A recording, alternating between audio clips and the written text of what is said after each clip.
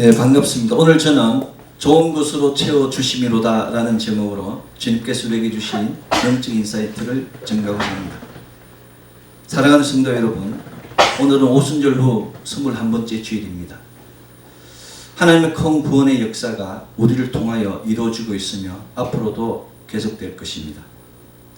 큰 구원의 역사는 다름이 아니라 오늘 구약성서 본문 시편 107편 9절 그가 사모하는 영혼에게 만족을 주시며 줄인 영혼에게 좋은 것으로 채워주심이로다, 이 말씀과 같이 사모하는 영혼에게, 가란 영혼에게 만족을 주시며 줄인 영혼에게 좋은 것으로 채워주셔서 구원의 역사를 찬양받기 원하심을 가리킵니다.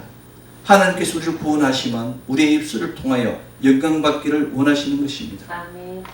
오직 하나님께서 만족을 주시고 오직 하나님께서 좋은 것을 채워주실 때 우리 영혼이 기쁨과 평강을 누릴 수 있습니다.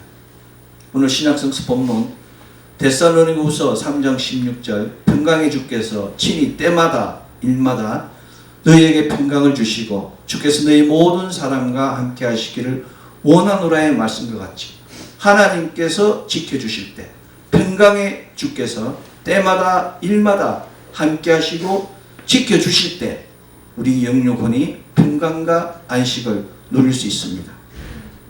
사랑하는 성도 여러분, 우리가 우리의 평강과 안식을 위하여 기도하는 동안에 세상에는 너무나 많은 사람들이 죽어가고 있습니다. 러시아 우크라이나 전쟁으로 인하여 얼마나 많은 젊은 애들이 죽었습니까? 안타깝게도 대한민국 역시 예외가 아닌 것 같습니다. 어젯밤 이태원 헬로윈 축제로 인하여 149명이 죽고 76명이 다쳐서 모두 225명의 사상자가 발생하였습니다. 아직도 신원학원이 되지 않아 그 가족들이 근황을 몰라 눈물 흘리며 안타까워하고 있습니다. 더 안타까운 것은 그들 대부분이 10대와 20대라는 사실입니다. 아직 꽃도 피워보지 못한 그 10대와 20대가 한날 한시에 참사를 당한 것입니다. 이들은 이들의 영육혼을 가르치고 영적 세계로 인도해 줄 사람이 없어서 그들은 그렇게 쉽게 어둠에 묻힌 것입니다. 우리 모두가 가슴치며 통회하며 그들을 위하여 기도해야 합니다. 우리뿐만 아니라 땅에 있는 모든 민족과 그 가난 영혼들 모두가 다음 세대를 위하여 기도해야 됩니다. 그것이 바로 우리 믿는 자가 해야 할 일입니다. 우리가 해야 할 일이 너무나 많습니다. 다음 세대를 위하여 기도해야 하며 다음 세대를 하나님 군사로 양육해야 하며 다음 세대를 세상으로 파송해야 합니다. 우리가 일하지 않았기 때문에 젊은이들이 어둠에 묻혀서 어둠에 끌려서 그렇게 죽음을 맞이한 것입니다. 하나님께서 이것을 위하여 그 다음 세대를 위하여 그 젊은이들을 양육하라고 우리를 부르셨습니다. 그것이 바로 하나님께서 우리를 부르신 소명이며 우리가 받은 사명입니다. 세상을 보십시오. 세상이 점점 어두워져 가고 있습니다. 삶과 죽음의 경계가 없으며 진리와 철학의 관계가 모호하며 하나님의 영광이 아니라 사람의 영광이 넘치고 있습니다. 교회도 보십시오. 삶을 이야기하는 교회가 몇 교회나 됩니까? 생명과 영생을 이야기해야 될 교회가 불을 이야기하고 형통을 이야기하고 있습니다. 오직 예수님만이 진리라고 이야기해야 될 교회가 철학을 이야기하고 있습니다. 하나님의 영광이 나타나야 될 그곳이 사람의 영광으로 넘치고 있습니다. 이것이 바로 현실입니다. 사람들은 모든 것을 물질 중심으로 달려가고 있습니다. 무엇을 마실까? 무엇을 입을까? 우리가 필요한 것만 구하고 찾는다면 우리는 그저 삶의 노예에 불과합니다.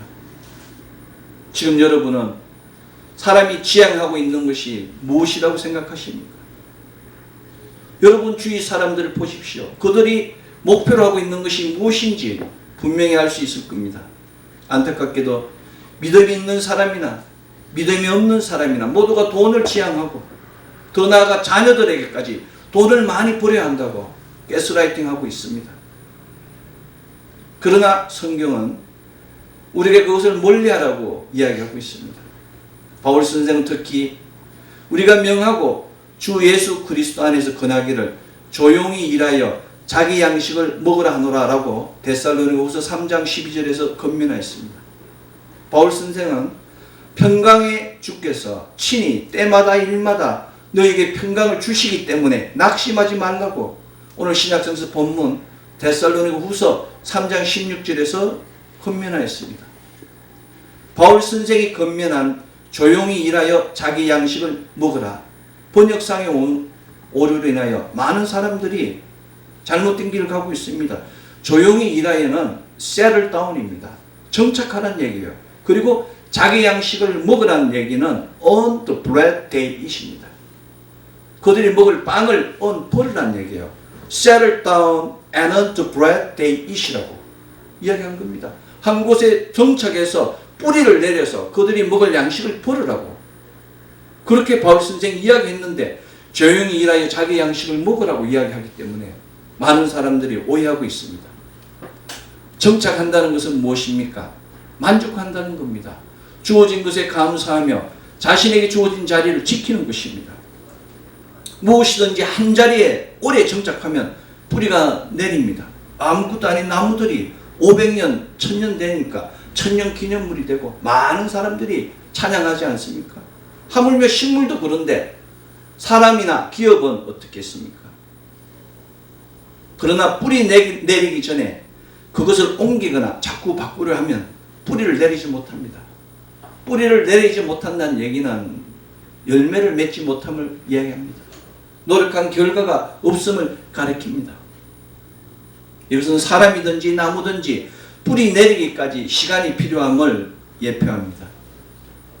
뿌리 내리는 이 시간이 바로 하나님의 때가 익어가는 시간입니다. 모세는 애굽의 궁전에서 40년, 미디안 광야에서 40년 동안, 80년 동안 무려 뿌리 내린 작업을 하였습니다.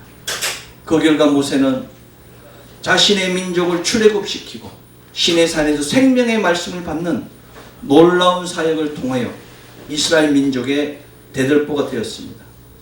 이스라엘 민족 역시 애굽의 신앙을 버리고 하나님 말씀을 체화하기 위하여 수르강야, 신강야, 러비딘 강야에서 40년 동안 뿌리 내리는 작업을 했습니다. 400년 동안 그 묻은 노예의 근성을 40년이라는 강야의 생활을 통하여 제거한 것입니다. 뿌리 내리는 가정이 없으면 누구도 요단강을 건너갈 수 없습니다. 뿌리 내리는 가정이 없으면 누구도 가나안에 들어갈 수 없습니다.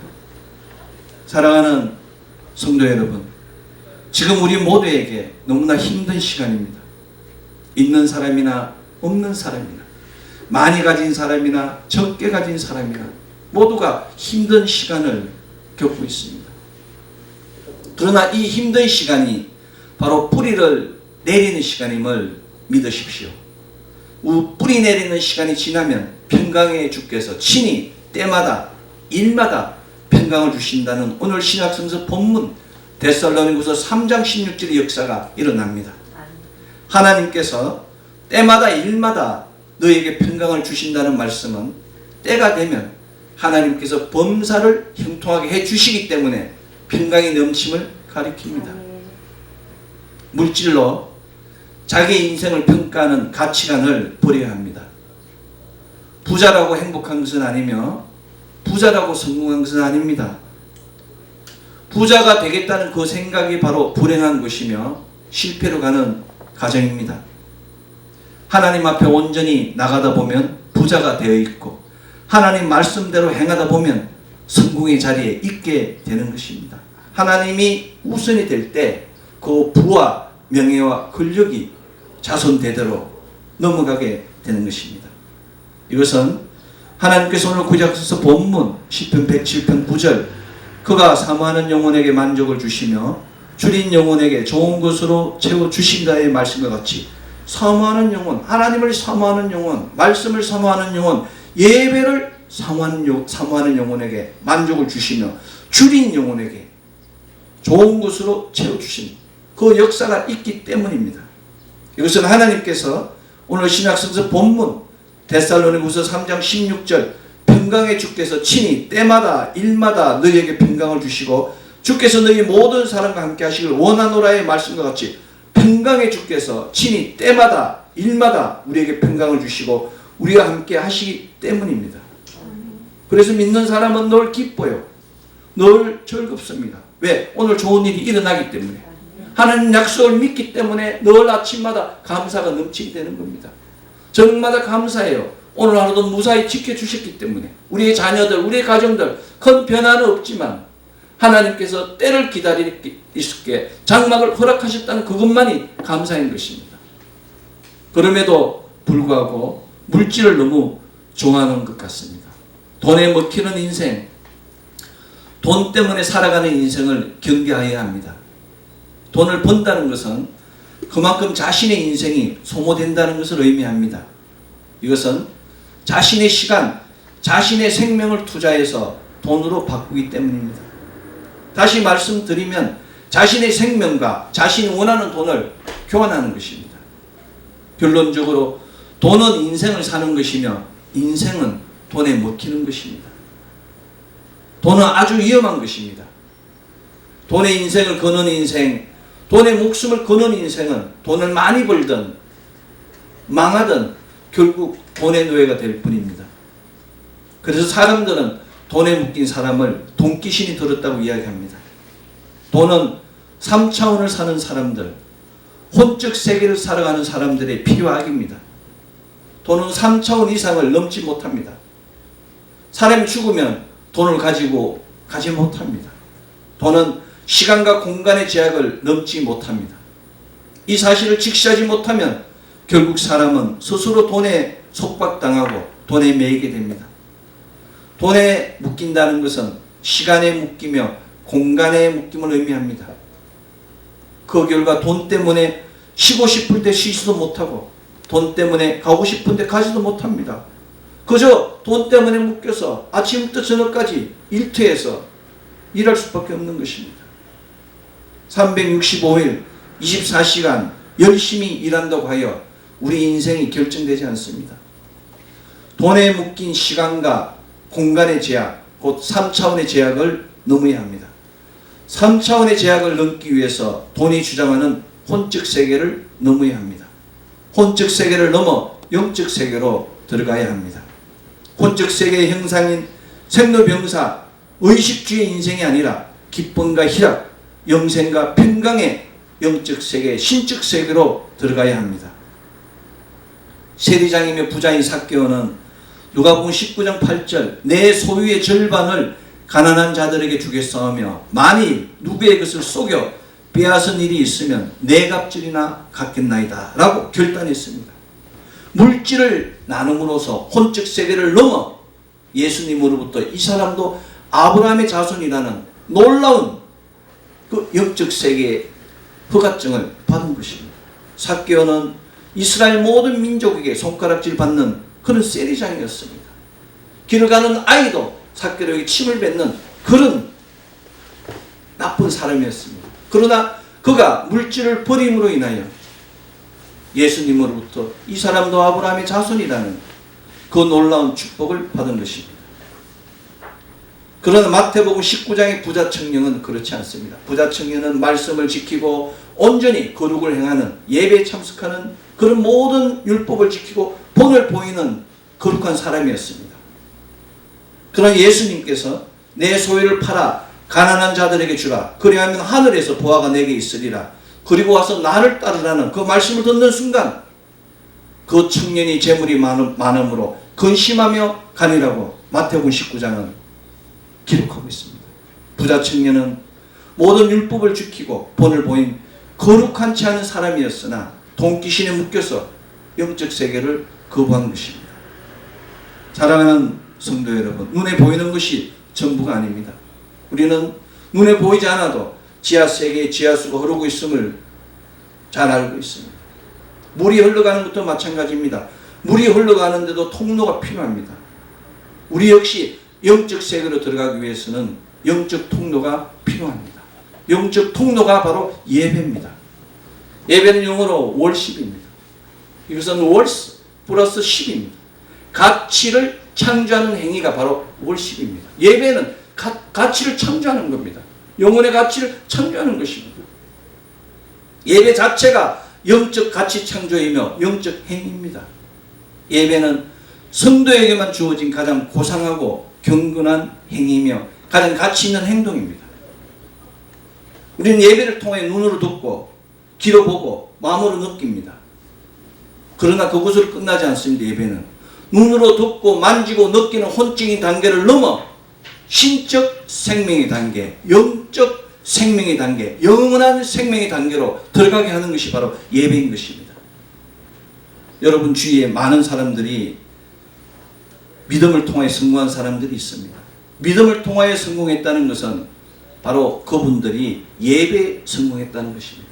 예배에 승리한 사람만이 인생에 승리할 수 있습니다. 예배에 실패하면 다른 모든 것을 성공할지라도 한순간에 무너집니다. 하박국 선지자는 비록 무화과나무가 무성하지 못하며 포도나무에 열매가 없으며 감람나무에 소출이 없으며 밭에 먹을 것이 없으며 우리의 양이 없으며 외양간에 소가 없을지라도 나는 여호와로 말미암아 즐거워하며 나는 구원의 하나님으로 말미암아 기뻐하리로다 라고 하박국 3장 17절에서 18절에서 증가했습니다. 지금 부족할 수도 있습니다. 지금 어려울 수도 있습니다. 지금 연약할 수도 있습니다. 지금 천대와 공고와 멸시 가운데 있을 수도 있습니다. 그러나 예배를 통하여 하나님을 만나면 기쁨과 즐거움이 넘치며 문제가 열리고 풀리고 해결되는 것입니다. 우리의 가난 영혼에게, 사모하는 영혼에게 만족함을 주시고 줄인 영혼에게 좋은 것으로 채워주시는 하나님의 역사가 예배를 통하여 나타나는 것입니다. 인생은 힘이 세다고 성공하는 것도 아닙니다. 인생은 배경이 좋다고 성공하는 것도 아닙니다. 인생은 돈이 많다고 성공하는 것도 아닙니다. 우리 인생은 주님을 어떻게 만나느냐, 하나님과 어떻게 동행하느냐, 예배를 어떻게 드리냐가 우리 인생을 좌우합니다. 예배는 생명입니다. 생명이 있는 것은 모두가 다 성장합니다. 성장하는 것은 절기마다 나이테가 생기며 대나무와 같이 영적 마디가 있습니다. 예배를 잘 드리면 영적 마디가 넘칩니다. 예배를 드려서 문제를 해결하면 하나의 영적 마디가, 영적 나이테가 창조되는 것입니다. 이러한 결단의 마디가 넘치는 것이 참 그리스도인입니다. 물질 앞에 넘어지지 않고 질병 앞에 선포하며 권력에 흔들리지 않는 그 믿음, 그것이 바로 참 그리스도인입니다. 대나무의 마디는 대나무가 잘 자라게 하며 부러지지 않게 합니다. 결단의 마디가 넘치는 사람은 넘어져도 일어나며 폭풍 가운데서도 환난과 역경 가운데서도 새롭게 일어납니다. 그래서 예배를 잘 드리면 변화가 넘치며 그 변화가 이로부터 신령한 축복을 받게 되는 것입니다. 예배를 지켜야 되는 거예요. 그래서 주일 성수라고 이야기합니다. 거룩한 지킴이 필요한 것입니다. 예배를 지키면 우리 영혼이 평안을 얻어요. 문제가 있지만, 고난이 오지만 하나님께서 지켜주신다는 그 믿음이 우리의 심령을 평강으로 넘치게 하는 것입니다. 우리 영혼이 공고하지 않아요. 몸은 고되지만, 환경은 열악하지만 하나님께 지켜주시기 때문에 영혼이 풍성하게 되는 것이고 심령이 안식을 얻게 되는 것입니다. 그래서 믿지 않는 사람들은 크리스찬의 상태가 안 좋다고 이야기합니다. 자기도 어려운데 어려운 사람을 돕고, 자기도 어려운데 교회 와서 봉사하고, 피곤함에도 불구하고 헌신하는 분들이 얼마나 많습니다. 이것이 바로 영적으로 점점점 성숙해 가는 겁니다. 영적으로 점점점 단단해져 가는 겁니다. 예배를 드리면 영적 깊은 세계를 알게 되는 것입니다. 당장에 눈으로 보이고 당장에 귀로 들리고 당장에 잡을 수는 없지만 우리의 영이 깊은 곳을 향하여 나아가는 것입니다. 그 깊은 곳에 계시는 하나님을 대면하게 되는 것입니다. 결정적인 순간에 그 하나님의 놀라운 역사가 나타나게 되는 것입니다. 그래서 모든 믿는 사람들은 늘 이야기합니다. 하나님의 역사는 합력하여 선을 이룬다고. 내가 알지 못하는 사람으로부터 까마귀 같은 역사가 일어난다고 이야기하는 겁니다. 우리 교회도 마찬가지입니다. 서로 성도들, 재직들이 서로 위하여 기도하지 않습니까? 성령의 삼겹줄이 돼서 함께 기도할 때 하나님 역사가 일어나는 것입니다. 그래서 바울 선생은 믿는 사람들을 향하여 무명한 자 같으나 유명한 자요, 죽은 자 같으나 우리가 살아있고, 징계를 받는 자 같으나 죽임을 당하지 아니하고, 근심하는 자 같으나 항상 기뻐하고, 가난한 자 같으나 많은 사람을 부유하게 하고, 아무것도 없는 자 같으나 모든 것을 가진 자로다라고 고린도서 6장 9절로 10절에서 증거했습니다. 여러분, 하나님은 누구도 부정할 수 없습니다. 예수님은 누구도 부정할 수 없습니다. 성령님은 누구도 부정할 수 없습니다. 누구도 부정할 수 없는 하나님, 예수님, 성령님을 믿는 자가 부정하면 되겠습니까? 우리는 예수님을 믿어야 됩니다.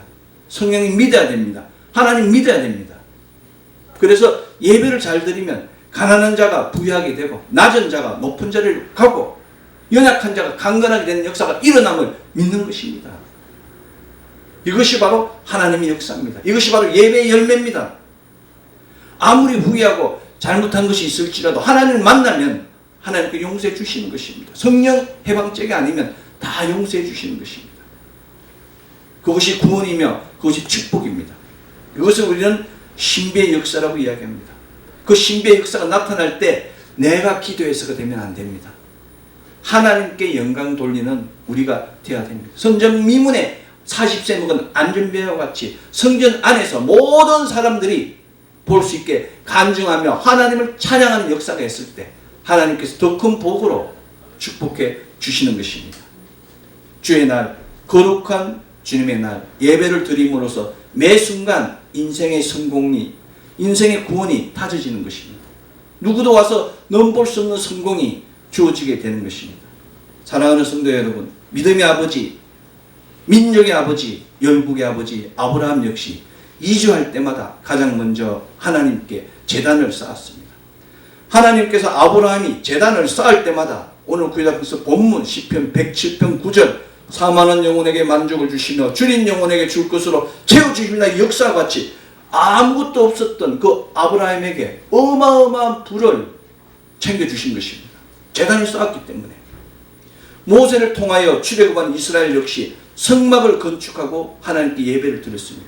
아침 저녁으로 제단을 쌓은 이스라엘 민족에게 오늘 신학성서 본문 데살로니가서 3장 16절 평강의 주께서 친히 때마다 일마다 너에게 평강을 주시고 주께서 모든 사람과 함께 하시기를 원하노라의 말씀과 같이 수르 강야의 표적, 신강야의 표적, 러비님 강야의 그 표적과 같이 불기둥, 구름기둥으로 인도하시고 지켜주시고 만나와 매출하기로 아침 저녁으로 때마다 일마다 먹여주시고 재워주신 역사, 가난 영혼에게 반석에 물이 쏟게 하는 그 놀라운 역사를 통하여 평강을 주신 것입니다. 이것이 바로 믿음입니다. 위대한 믿음의 조상들은 어려움과 고통 중에서도 하나님을 삶의 우선순위로 삼았습니다. 하나님을 삶의 우선순위로 삼는다는 얘기는 예배 중심의 삶, 성전 중심의 삶을 살았음을 의미합니다. 하나님 중심, 예배 중심의 삶이 될 때 아브라함의 축복과 모세의 표적과 기적과 이사를 경험할 수 있는 것입니다. 그렇다면 우리의 삶, 여러분의 삶의 우선순위는 무엇입니까? 삶의 우선순위가 예배가 되어야 됩니다. 삶의 중심이 예배가 될 때 사랑하는 자여 내 영혼이 잘된 것 같이 내가 범사에 잘되고 강건하기를 내가 강구하네 그 영육혼이 평탄하게 됩니다. 예배를 통하여 하나님을 만나야 됩니다. 어렵고 힘들수록 하나님을 바라보십시오. 영혼이 가랄수록 하나님을 앙망하십시오. 오늘 구약성서 본문 시편 107편 9절 그가 사모하는 영혼에게 만족을 주시며 줄인 영혼에게 좋은 것으로 채워주십니다의 그 역사가 일어납니다. 예배가 생명입니다. 예배를 통해서 믿음이 자라고 믿음이 생명이 되게 하기 때문입니다. 예배를 통하여 주님을 향한 우리의 향기가 우리의 사랑이 오직 외길되는 오직 예수 그 예수되는 사람이 되어야 됩니다. 박해와 환난 중에서도 인내할 믿음으로 선한 싸움을 싸우고 온전히 주의 일에 힘쓰는 자가 되어야 됩니다. 이 역사가 주의 나타나심을 사모하는 모든 자들이 의의 면류관을 받을 수 있도록 나가서 선포하는 자가 되어야 됩니다. 함께 가야 하는 것입니다. 남은 자를 통하여 남은 자 중에 부름받은 자들을 통하여 이기게 하시는 하나님의 그 놀라운 역사를 위하여 우리가 하나님의 군사가 되어 하나님의 평화의 사자가 되어 세상으로 나아가야 되는 것입니다. 말씀 중심, 십자가 중심, 성령 중심으로 나아가며 하나님의 응답을 기다리면 됩니다. 믿음의 삶은 기다림의 삶입니다.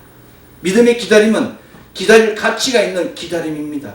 기다리면 하나님께 주시는 것입니다. 예수 그리스도는 어제나 오늘이나 영원토록 동일하신 그 하나님께서 어제나 오늘이나 내일이나 우리가 그 자리를 지키기를 원하세요.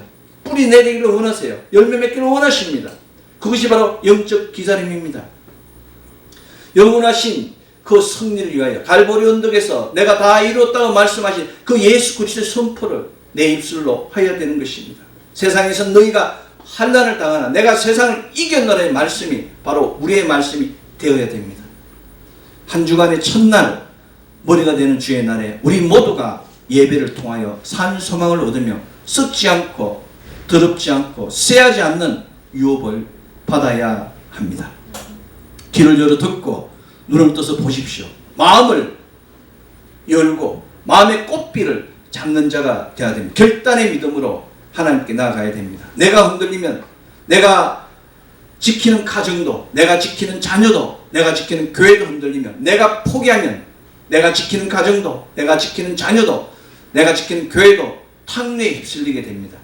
내가 중요합니다. 내가 바른 자리, 올바른 자리에 섰을 때 가정과 자녀와 교회가 온전히 설 수 있는 것입니다. 나 하나쯤이라는 생각을 버리십시오. 인생을 살다 보면 넘어질 수도 있고 돌아갈 수도 있습니다. 한두 번 실패할 수도 있습니다. 그러나 최후 승리는 우리의 것입니다. 예수께서 내가 세상 이겼노라고 말씀하셨기 때문에 그 승리가 우리의 것이기 때문에 영원한 승리가 우리에게 주어지는 것입니다. 하나님께서 오늘 우리에게 주신 말씀, 그가 사모하는 영혼에게 만족을 주시며 줄인 영혼에게 좋은 것으로 채워주신다의 말씀을 믿으십시오. 우리의 가난 영혼에 만족을 주시고 우리의 줄인 영혼에 좋은 것으로 채워주심을 믿고 선포하십시오. 하나님께서 오늘 우리에게 주신 신약성서 본문의 말씀, 평강의 주께서 때마다 일마다 너희에게 평강을 주시고 주께서 너희 모든 사람과 함께 하기를 원하노니 말씀과 같이 하나님께서 평강의 주께서 때마다 일마다 친히 우리에게 평강을 주시고 함께 하심을 믿으십시오. 그 놀라운 역사가 지금도 계속되고 있습니다. 우리는 그저 하나님 바라보고 믿고 입술로 없는 것을 있는 같이 시인하고 선포하면 하나님의 역사, 새로운 역사, 성령의 역사, 표적과 기적과 이사의 역사가 나타나는 것입니다. 믿는 자의 입술은 기적을 창조하는 입술임을 믿으십시오. 아무것도 없어도 됩니다. 아무것도 배우지 않아도 됩니다. 할 수 있거든이 무슨 말이냐? 믿는 자에게 능히 하지 못할 일이 없느냐의 말씀과 같이 그 믿음으로 달려가십시오.